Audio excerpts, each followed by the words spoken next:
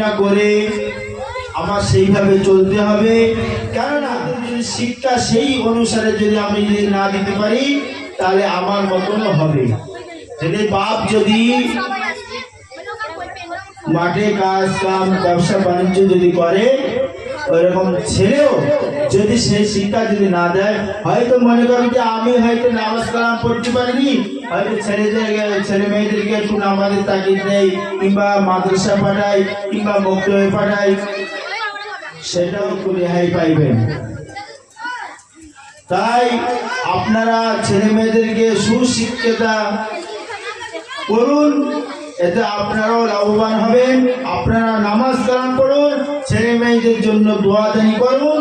কেননা আল্লাহ পাক রব্বুল আলামিন বলছে যে তোরা আমার কাছে চা, আমি তোদেরকে চাওয়া পাওয়াকে পূরণ করে দেবো। আমরা সেইভাবে আল্লাহর কাছে আমরা চাইতে পারি না। আল্লাহর কাছে চাইলে ঠিক না একদিন না একদিন আমার মিটাবেন। যদি আজকের যদি আমার হয়তো এই যে বক্তব্য করতে করতে হয়তো কিংবা হয়তো কালকে সকাল পর্যন্ত আমার টাইম দেবে কিনা আল্লাহ পাক রব্বুল আলামিন, এটা আমরা বলতে পারবো না। কেননা কার কখন হুকুম হবে সেটা একমাত্র আল্লাহই জানে। তাহলে আমার সেদিকে খেয়াল রাখার দরকার, মৃত্যুকে স্মরণ করতে হবে। কারণ মৃত্যুর যখন আমাদের নিকটে যখন আসবে, তখন যতই আমরা চেষ্টা করি না কেন সে চেষ্টা আর করতে পারবে না, তখন আর চেষ্টা করতে পারবে না।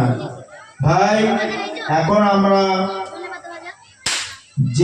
যেভাবে আমরা চলছি, তো এইভাবে না চলে যদি আল্লাহর হুকুম, নবীর তরিকা, যেভাবে নবীর হাদিসগুলো যেভাবে তর্জমাগুলো লিখে গিয়েছে, অর্থ সেইভাবে অনুযায়ী কোরআন ও যেভাবে লিখে গিয়েছে তার অনুসরণ আমরা প্রত্যেকে করব।